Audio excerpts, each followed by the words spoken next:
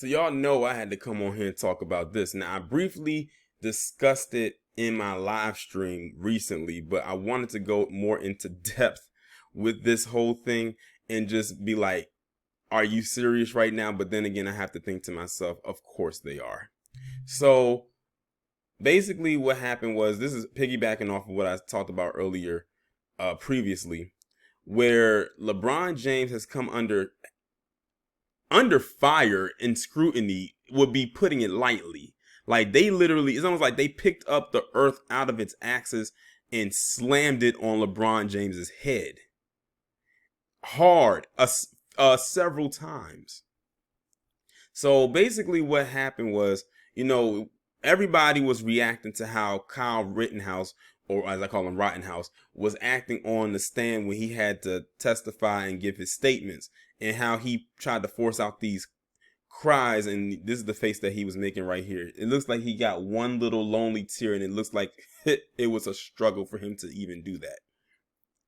And LeBron James made this tweet where he said, "What tears? I didn't see one. Man, knock it off. That boy ate some lemon heads before walking into the court." And then he put 3 laughing emojis. And that was all she wrote. And that was pretty much RIP to LeBron James's mentions. Because what ensued after that was absolute and utter ridiculousness. So my biggest question, like I said in my live stream, what is it about Rittenhouse or Rottenhouse that they are trying to preserve? Like, that's the big mystery. What is it that they're trying to save with him? Like, why do they need him to thrive? And of course, I believe TBA and Professor Black Truth, and I think maybe even Tariq even gave responses to like what to really what the to the answer of my question. They need to preserve Rottenhouse because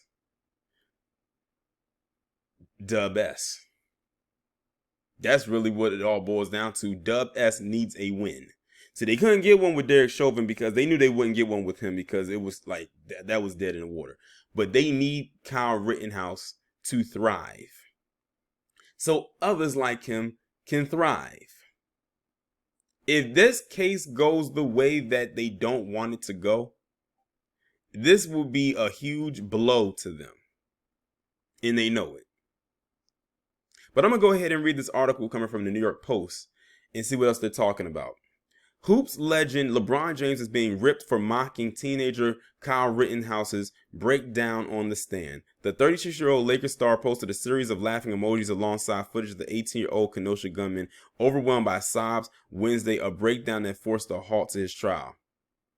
The crazy thing about it is LeBron James was not the only one who said something, but they tried to make it seem like he was the only one because of LeBron James. Just like the video I did about Colin Kaepernick and saying that the combine could be compared to slavery. They ripped him because it's Colin Kaepernick, even though he's not the first and only person to ever say those words.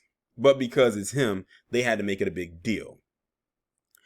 What tears? I didn't see one, wrote James, a vocal black rights activist. Man, knock it off. That boy ate some lemon heads before walking into court, the Los Angeles baller wrote on his @KingJames account, ending with 3 laughing emojis. Within hours, his tweet had more than 17,000 comments. Many outraged at the latest outburst by the player, who previously tweeted a photo of a cop along with the caption, "You're next." Another one that they took out of context. LeBron James appears to be mocking people dealing with post-traumatic stress disorder, PTSD, in this post. Why? Asks Aaron Carpenter, a local counselor in Ohio. Is this a joke to you? Not a good look. Others ask why the athlete is on the wrong side of every issue. And let me just tell you this right now. What I'm reading, this is light work compared to what I've seen. If you want to actually see some of the shit that they said, just go to his page and type in, find this tweet, because it's still, it's probably still there. And just look at the loads of comments that people left. You even had people who had blue check marks, which means these are verified accounts, leaving some very nasty comments about him. Some left death threats. Some, left all types of nasty, tacky things. You would have thought that LeBron James committed a domestic terroristic attack. You would have thought that this man was trying to assassinate a world leader the way they were going at him. But like I said, LeBron James was not the only one that was mocking Rittenhouse that day or about this.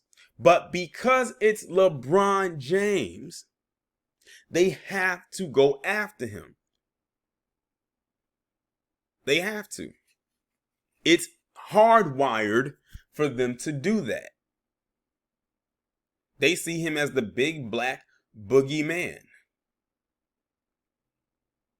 Point blank, period.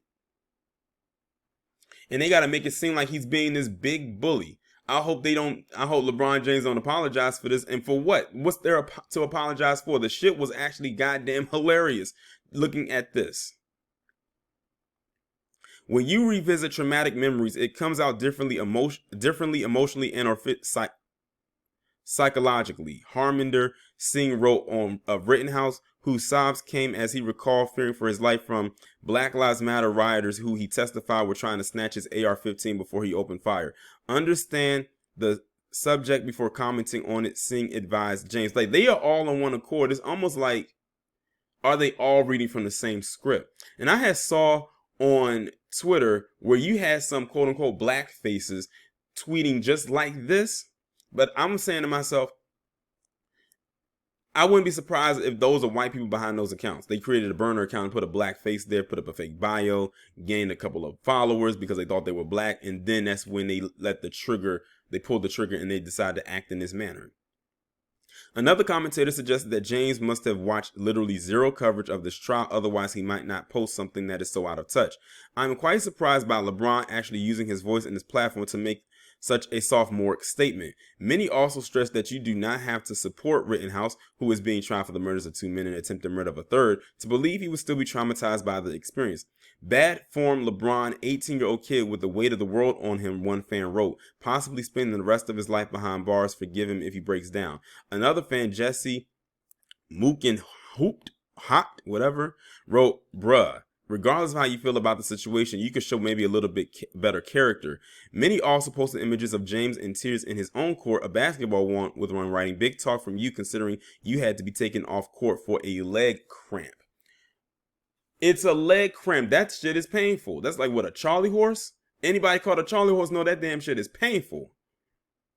Many also reminded the Lakers star of his earlier scandal of his inflammatory tweet after the fatal police shooting in April of Ma'Khia Bryant, age 16, as she lunged at another girl with a knife in Columbus, Ohio.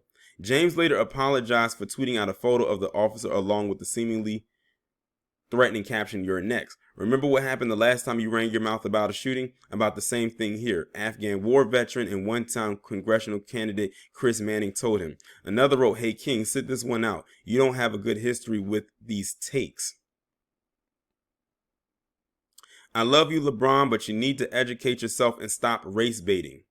How was he race baiting when he tweeted that? See, this is the thing that gets me with Palm Color. They think they be saying some shit, but they don't be saying anything at all. But like I said, because it's LeBron, that's why they had to say something.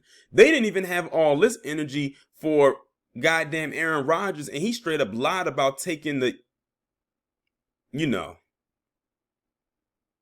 But they got all the smoke for LeBron for this one tweet. This guy single-handedly riled up and pissed off damn near almost every Dub S on the planet with this one tweet. That just shows you the interesting powers that we as black people have to even do something like that.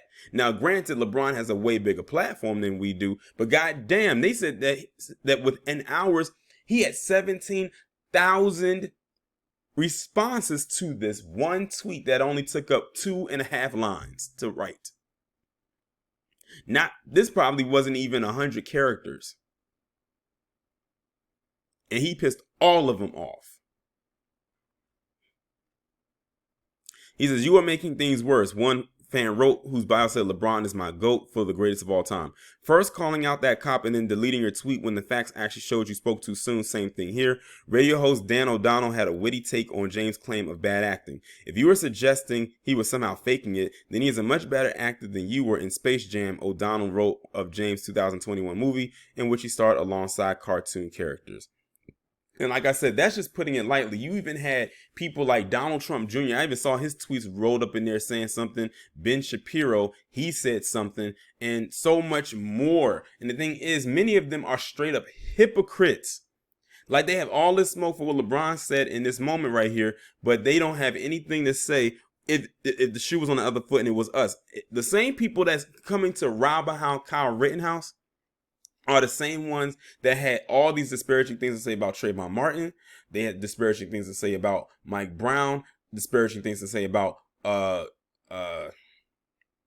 Tamir Rice, and so many other black people who they felt were responsible for their own demise. But this little motherfucker right here does what he does, and it's, oh my God, we gotta support him. PTSD is a real thing. In the words of the Crimson Cure, knock it off. So what? LeBron James tweeted that. I saw worse than that. It's just that LeBron has the bigger platform and y'all are upset. Honestly, I find this to be rather hilarious about how fast they get upset with something like this.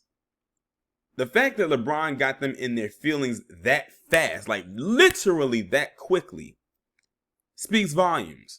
That it doesn't take much to piss them off. Sometimes a tweet will do it. Sometimes that's all it takes, is one little tweet, and you'll be amazed at how far it goes. But like I said, this is only the tip of the iceberg of what was said in response to him. Like I said, 17,000 comments. I said some of them left death threats. Some people said, kill yourself and all types of stuff. I wouldn't be surprised if they threatened his family. But the fact that 17,000 plus people responded to that with the type of responses that I read, plus the ones that they did not implement in this article, speaks volumes. High volumes. But y'all let me know what y'all think about this down in the comments.